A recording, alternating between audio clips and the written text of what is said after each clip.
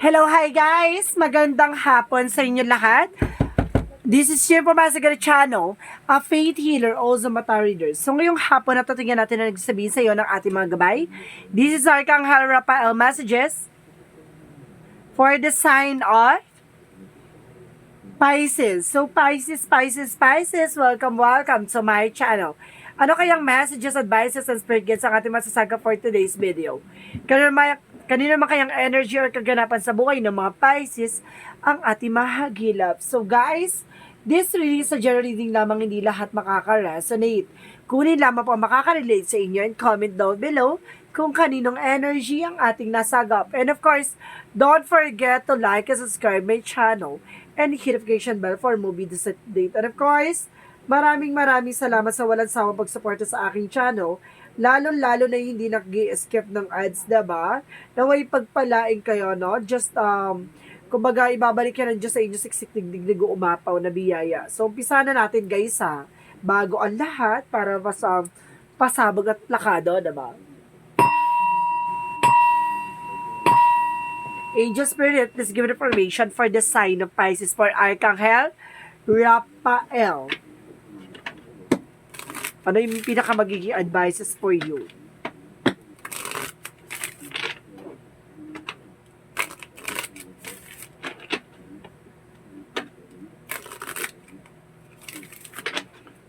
Angel Spirit, second opinion.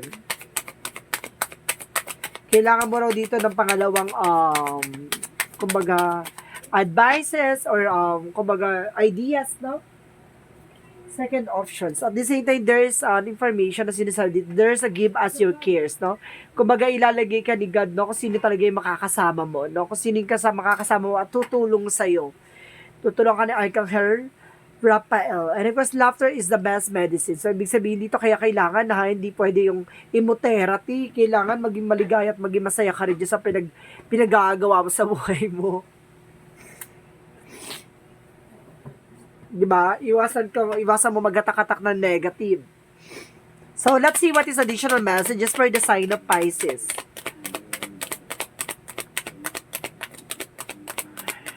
Okay, there's a Four of Pentacles. So, evaluate or analyze, no? Kailangan pag-isipan mo na maraming beses, no? Bago ka mag-take ng action. Wow, the Wheel of Fortune is here. There's a destiny to happen. Merong talagang maganda na katadhana dito, oh. Because there's an Eight of Pentacles. Mag-focus ka sa trabaho, negosyo, hanap buhay mo, no? Additional messages. And of course, there's the Full card, Leap of Faith, no? Kung sinasabi dito, magtiwala ka, there's a new beginning coming in for you. At magkakaroon ka ng bagong simula, negosyo, trabaho, ganon. And of course, the Revert, a Empress card, no? Some of you, magkakaroon ka ng panibagong negosyo nga, no? Maaari magbubukas ka panibagong negosyo, trabaho, no? Na magdadala sa kumbaga, positivity. And because there's the Moon card, there's a revelation, reveal, at maaaring mamaya bigla ka magbuntis or something dito, ha? Baka bigla ka magkaroon ng anak.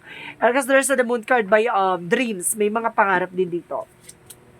And because there's an Eight of Wands, there's a fast communication or there's a fast movement or there's a trouble, an email or messages, no? What is the Wheel of Fortune? And because there's a Knight of Swords, magiging mabilis to. There's a success driven, no? Kumbaga, pabilis, no? Ang mangyayaring kaganapan sa buhay mo. There's an Eight of Pentacles. And of course, there's a Page of Swords. Get more information, no? May mga bagay na kailangan mo tutukan. Dedications and focus, no? Sa kung ano man ang ginagawa mo. Kailangan mo makakuha ng more ideas. And of course, more informations. So, what is the Full card? Ang Full card is the Knight of Cups, no? There's an offer. Sinasabi sa'yo dito, hindi lahat ng offer tinatanggap, no? Kumbaga, kailangan marunong ka mag-visualize or analyze bago mag-take ng opportunities. Kasi the Full card, kumbaga, minsan ka nang naloko, no? Kumbaga, mag-ingat ka na. And of course, there's a Two of Cups. There's a partnership. See, para manunumbalik ang inyong pagtitinginan ng inyong person. And of course, there's the Hangman, no? You're feeling stuck, no? And of course, sinasabi dito, kumbaga may pumapasok sa panaginip mo, kaya maging aware ka na baguhin mo yung perspective and mindset mo. At the same time, parang may something na para nakatali ka na hindi ka makagalaw. So what, you're feeling stuck na talaga. And you are hung. Some of you lutang or hindi makatulog sa gabi. So what is the Four of Pentacles and the Eight of Wands? There is a Queen of Pentacles, practicality, no? Kailangan maging practical pagdating sa finances. What is the Wheel of Fortune? And of course, there's the Knight of Swords. There's a Queen of Cups, healing, and of course, the Knight of Swords. Magkakaroon ka na ng healing, no? At sinasabi dito, there's an impatient. Kumbaga, minsan kasi nagiging padalos-dalos ka, kaya kailangan, kumbaga, magkaroon ka ng healing pagdating dyan. Kaya kailangan magiging mahinahong ka na. And of course, kung mag-say, there's a Knight of Swords, there's a success driven, no? Para magiging mabilis. Ibig sabihin nito, kailangan maging kontrolado ka sa emotions mo. Kasi yun yung magdadala sa'yo sa kapahamakan. So, maging slow and steady, mas maganda na yung kalmado. Mabagal man ang pag-usad mo, pero sigurado at panalo, no? What is the Eight of Pentacles and the Page of Swords? And of course, there's a Seven of Cups. There's a lot of opportunities coming in for you. Maraming oportunidad, marami kang pagpipilian, no? Kaya pala, there's a second opinion, no? Kailangan mo ng pangalawang opinion. Some of you, baka nagpapatingin kayo sa manggagamot or nagpapatingin kayo sa doktor na kailangan nyo ng pangalawang pagkakataon or pangalawang opinion or advices. Kasi mamaya, sa isa pala, hindi pala nakita yung mga ganito. Diba? May mga bagay na magkaiba ng findings or something, diba? Because there's a Two of Pentacles, there's a balance. Kailangan mo maging balance, eh. And because there's a higher point, no? Kumbaga, matuto ka na, no? Sa pagkakaroon ng partnership, no? Mag-ingat ka na. There's a lesson learned. What is the Dream and of course the Hangman? What is the Moon card and the Hangman? There's a Queen of Wands, stability, control, no? Kontrolin mo yung emotions mo. At the same time, kontrolin mo yung sarili mo. Kasi there's the Hangman na parang nagko-control or you're feeling stuck na nga, di ba? Ano yung feeling stuck na yan? Sige nga. Gusto ko clear yan. Okay. There's a giving and receiving. Ibig sabihin dito, kailangan, kumbaga, may mga pangarap kang maisa sa katuparan, no? Magtutuloy-tuloy na raw about sa finances mo, no? Nagkaroon ng feeling stuck dito kasi, kumbaga, okay. Nag-feeling stuck dito kasi parang may about sa palad mo, no? Parang, kumbaga, it's all about may negative akong nasagap bigla, my God.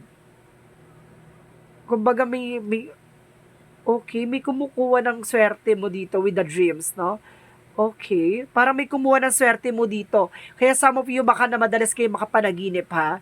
Kumbaga sinasabi dito, get your power back, no? There is a Queen of Wands, there is a stability. Kailangan mo bumalik yung power mo, no? Yung swerte mo. Kumbaga meron taong kumuha na, ayun, kaya pala there's parang meron akong nakita na parang may kumuha ng swerte mo or something, no? Let's see what is the outcome. Kaya pala bigla kami na sense doon. So, let's see what is the outcome. Ang outcome is, okay, there's a Four of Cups. There's a re-evaluation or analyze, no? Bago mo tanggapin yung isang offer, kailangan pag-isipan mo na maraming beses, no? Para hindi mo pinagsisisihan sa huli. And of course, there's a judgment, awakening. Parang bigla ka magkakaroon ng new insights, no? Parang bigla makikita mo yung mga kaganapan sa buhay mo. Kahit na nakapikit ka, parang naliliwanagan ka. Parang, ayun nga, di ba, wake up call. And of course, there's a Chariot taking action.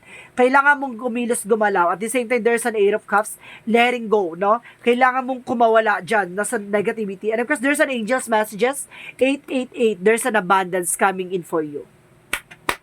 Lakado.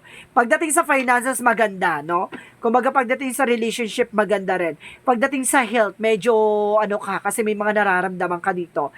Or some of you, pagdating sa pera, may nakaranas ka dito na, kumbaga, biglang kagipitan or pagbagal ng pasok ng pera. That because of, mayroong kumuha ng swerte mo dito, no? Some of you, baka nagpatingin ka sa palad or, kumbaga ganon. Kumbaga hinigop yung swerte mo dito. Kaya kailangan maging aware kayo, ha? Kumbaga sinasabi dito, there's a second option na kailangan mo tumingin ng panibagong, kumbaga kailangan mo kumuha ng more information dito. Kasi, kumbaga, yung pinuntahan mo kasi parang nagkahamali ka ng eksena. And of course, don't you worry, there's a destiny to happen. So, what is the love oracle card? Not today, no? Kumbaga sinasabi dito, mag-set ka ng boundaries. And of course, there is having fun. And of course, pagdating sa family, kumbaga, there's kumbaga, happiness. At the same time, there is a paradise. Wow. Expansion. Kumbaga, palalawakin ang kaligayahan mo dito. So, let's see what is the yin and yang oracle card. Ito yung give us your cares. Para sinasabi sa'yo dito ni God na ilalagay ka niya at ituturo ka niya sa tamang tao no, na makakatulong sa'yo. And of course, there is an ace of water. Pisces, Cancer, Scorpio, no? Some of you may kinalaman ka sa water sign them. Additional messages. And of course, there's a Venus offer. Wow, offer. And of course, there's a karma. Don't you worry, ha? Yung gumawa sa'yo ng hindi maganda ay babalikan sa kanila. No, there's a karma and balance and justice will serve, no? Taray! Kaya there's a wheel of fortune. Destiny is yours. So, what is the chakra messages? Vanity. Iwasan mo lang yung mga walang kabuluhang bagay, ha? Iwasan mo lang yan. And of course, there's an insecurity. Mayroon na insecure sa'yo, may naiingit sa'yo. At the same time, there's a completion. Ito, ha? Guys, may nasagap ako dito. Kumaga, wag mong hayaan mahuli ang lahat, no? Para nakakakita ako dito ng family-related na, kumbaga, gagawa ng hindi maganda, no? Kumbaga, sinasabi ko maging aware ka. Kasi baka, yung bagay na binigay sa iyo ng advice or something ng mga tao sa paligid mo. Kumbaga, sinasabi dito, hanggat hindi pa huli ang lahat, magawa ka na ng actions, no? Kaya pala there's a second option dito na kailangan mong kumuha ng panibagong options, no? Para makatulong sa'yo. There's a completion na wag mong hayaan nulian lahat, no? Kumbaga kumbaga nakatingin siya dito, no? Sa yumaong, tapos nandito yung father or mother side niya. Na parang, nahuli na ang lahat. So, ibig sabihin dito, pinapaalalahanan ko na hanggat hindi huli ang lahat. So, you need to take an action, no? So, let's see what is on the energy messages.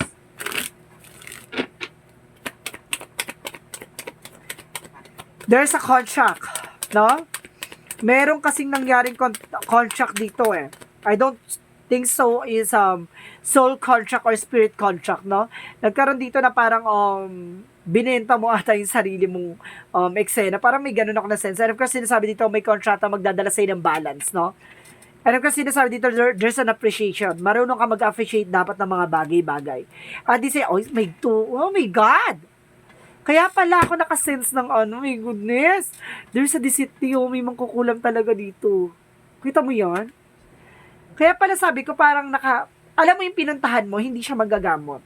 No? Mangkukulam siya. My God. Kaya pala kanina ko pa sinasabi dito na may pinatignan ka ng kamay mo, ganito, ganyan. And of course, there's a completion. Meron sa inyong tatargetin. No? Mag-ingat ka. My God. This is ito yung na to ha, babalato sa inyo ng mga spices na may, baka ikaw to na nagpatingin sa ganito, ganyan. Tapos may mga naramdaman, kumbaga sinasabi sa iyo dito na mag-ingat kayo kasi baka may balikan sa inyo, no? Mag-ingat. And kasi sinasabi dito, there's Starkeeper, no? Cosmic ancestors see the light of staying grounded, no? Kailangan mag-stay on the ground ka. At the same time, trust the timing, no? Trust the wave you come into, time it's not running up. Ibig sabihin dito, kumbaga, habang nandito ka sa sitwasyon, no, mag-take ka na ng action. Kasi mamaya, bumayo ang tubig, no, hampasin ka bigla ng pagkakataon, no. Yun yung kailangan maging aware, no. At least, you are being protected. So, sinasabi dito, na kailangan mo proteksyonan yung sarili mo. Kasi itong gumagawa sa'yo, galit na galit siya, T.O. And of course, there is your life is canvas. Artist manifestation, no? Kumbaga may mga bagay na mamamanifest ka dito. At may isa sa katuparan. So, let's see what is additional messages. And of course, guys, there is an artist, no? Kumbaga, bigyang kulay ang mga bagay-bagay na nangyari sa'yo. And of course, there's an options, no? Nasa sa'yo yan. Kung hindi ka mag-take ng action, nasa sa'yo yan. Kumbaga, kung hindi ka mag-take ng action dito, kumbaga, kung ano man yung mangyari, diba? Wag naman sana. Sinasabi lang sa'yo dito, maging aware ka lang. And of course, there's a heart desire. No? Kumbaga, sinasabi dito na sundin mo kung ano yung sinasabi ng puso mo at ng iyong inner voice, no? So, what is the Romance Angels? Religious factor. My God. It's all about spiritual. My God. There's a spiritual path, oh. Religious, ibig sabihin dito, isang tao na religyoso din siya. Kumbaga, ginamit dito sa isang hindi magandang eksena. Ganon. Kumbaga, sinasabi sa'yo dito na, my God. Oh, and of course, there's a loneliness, no? Hindi ka nag-iisa dito. At the same time, there's a failure, no? Kumbaga, nagkamali ka na minsan, no? Huwag mo nang hayaan magkamali ka ulit. Marami ka natutunan sa nakaraan mo, kaya gawin mo yung aral. What is the Monsology? Show the world the real you. Ipakita mo sa mundo kung sino ka talaga. And of course, meditate and contemplate. Kailangan mo mag-meditate para madagdagan ang iyong aura. A time for healing. Kailangan mo talaga magpagamot. See? Oh. 'Di ba? Isa lang sinasabi ng baraha dito. No? Kailangan mo talaga magpagamot. Kasi may taong gumagawa, sumasalbahe sa inyo. Sa pamilya mo. Saan ba? Yan, 'di ba? A time for healing. So let's see what is additional messages.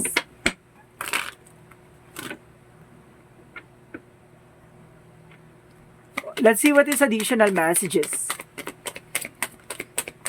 Evolution, information. And of course, there is an environment, no? Kumbaga, 'di ba? Oh, ibig sabihin parang may sense na parang it looks like, oh, para kita mo yan, parang something na parang nagbalat kayo. Kalahati ng mukha niya ay napakaganda.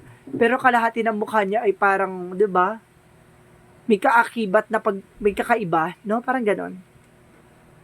And of course, there's an orange change. Kailangan mong baguhin ang eksena.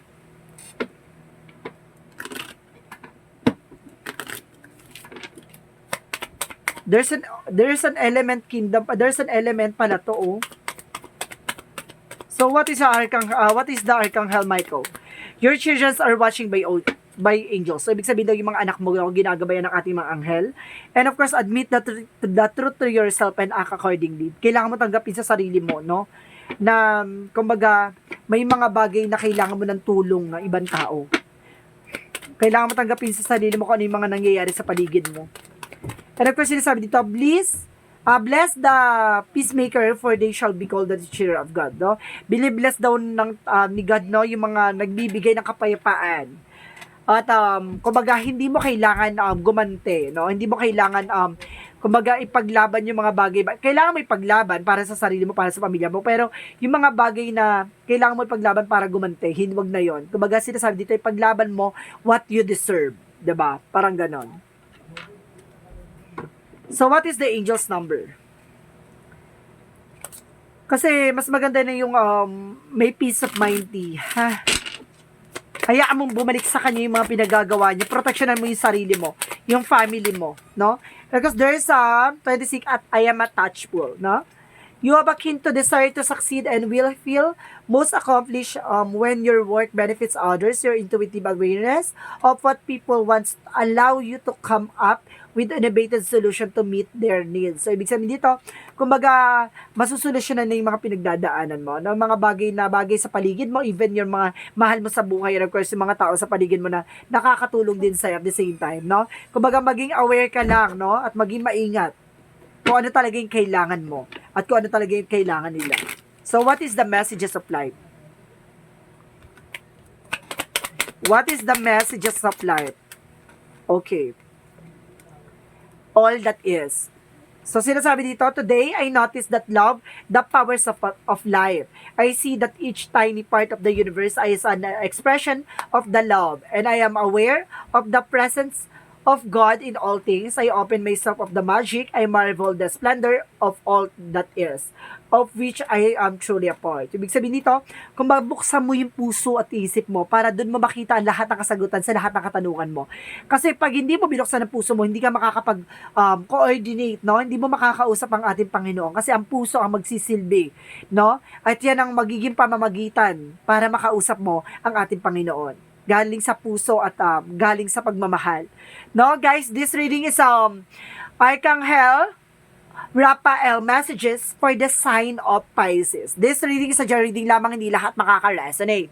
Kunin lamang po ang makaka-relate sa inyo and comment down below kung kaninong energy ang ating nasagap. And of course, maraming salamat sa walang sawang pagsuporta sa aking channel, lalo-lalo na hindi nag-skip ng ads.